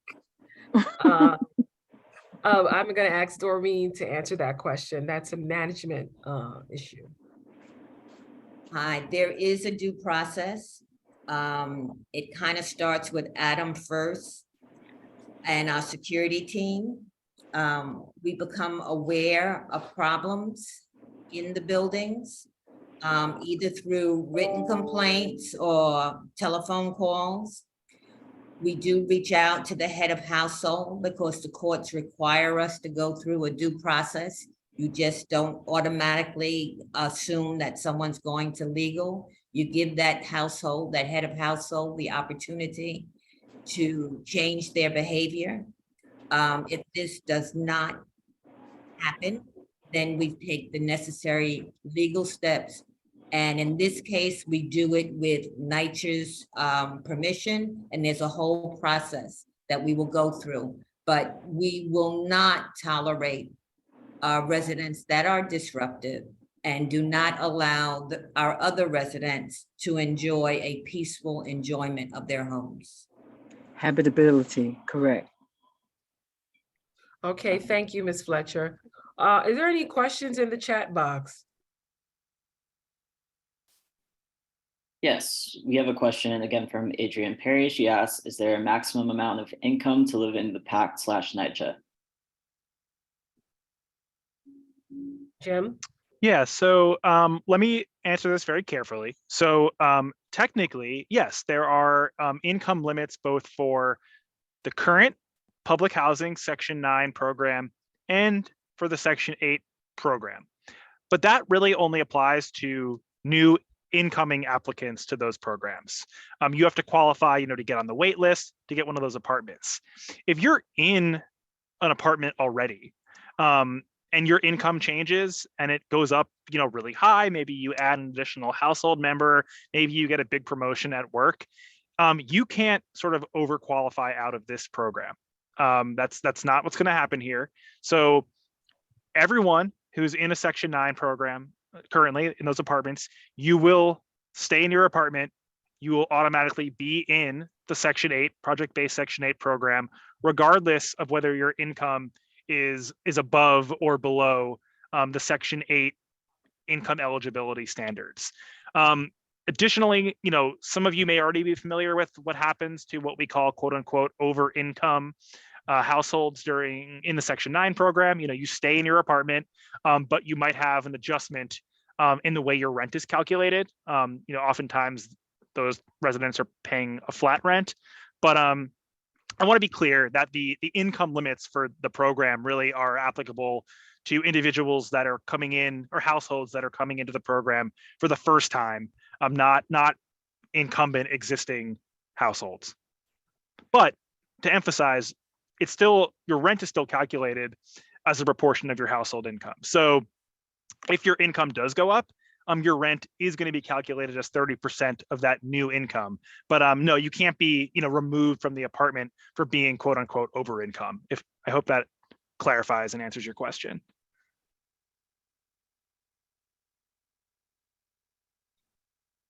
Okay, well, I think they're okay with that. So I think that's the last one, but I did want to say I did respond to Charlene's chat to her personally. She said, Yasmin, how do you track people who are using the key fob? If I hand the key fob over to someone else, will you know that? I think I know the answer, but I'm going to let Adam answer that question for everyone to hear. Yes, that's very easy. So when we get the key fobs, each key fob is assigned to an individual. So when we'll call everybody down into the building by floor, by building, to come to the office to receive your key fob for your apartment. Part of that process is we will have the list of the family composition, letting us know who is supposed to be in that household, in that unit. There, we will issue the key fob with the number to those individuals. Some of our systems, we do take a photo and we attach the photo to the fobs. Every time you swipe, anytime that card is used, it's swiped, that person's photo comes up and the name and the information. So when we look back at the photos and we look at the swipe along with the camera and we see somebody else that's not the individual that's listed, that's how we know that those individuals gave that fob out to someone. Now, if you report your fob missing, we automatically deactivate the fob. The fob is totally deactivated, so we know that it's missing and you won't be held accountable. But when we see that somebody else is swiping your fob, that's how we know. And we see that all the time. But the fob works with the cameras that will be in the lobby and the vestibules. And that's how we catch subletters. When people are subletting their apartment, they come get the fob, they give it to people that don't live in the building, have never there. We watch it, we monitor this very closely. We see different individuals using the fob always, and a letter will go out immediately to the head of household. Hey, what's going on? We deactivate the fob and make that person come to us, or we'll go to that individual, and that process that Doreen spoke about briefly will start, or a more aggressive process will start. So I hope that answers your question.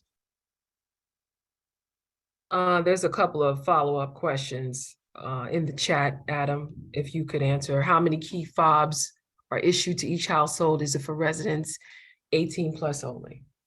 Okay, the key fobs amount is determined by the family composition, and it's for anybody over 12.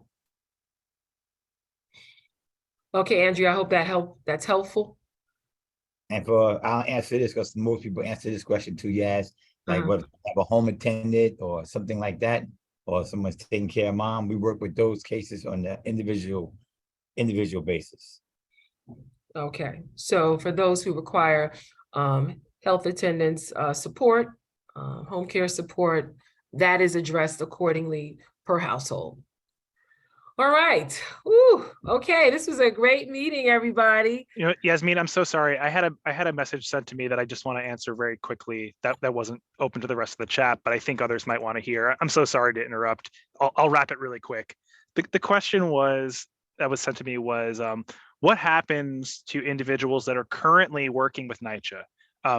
Property management staff, do they keep their jobs in the PACT program? So there will be new property management staff. There's going to be a new property management company. It will not be NYCHA doing your day-to-day property management and maintenance and repairs. Those individuals that might be working at your property as employees of NYCHA will not lose their jobs. They will be relocated. They will still work for NYCHA. They will still work in property management. We do relocations of that staff based on zip code. So they'll be relocated to a NYCHA property close to their home zip code. Now, however, there will be, of course, hiring up and jobs available in property management and maintenance as part of this process. CNC is going to likely be having to hire and train staff. And I don't want to speak for them, but my understanding, and maybe you could follow up on this, is that we often offer the opportunity, if an individual wants to apply for that job, if in fact they want to stay working at that location for whatever reason. They'd have to apply, but my understanding is that teams often offer that to existing staff because there may be some benefits to that if they choose to accept it. This is Doreen. Jim is absolutely correct with that. We do offer anyone who would like the opportunity to stay the ability to make application with us directly. Thank you, Doreen. And I was going to ask again for anybody in our team if there were any follow-up or any further comments we'd like to make before we close out. Okay.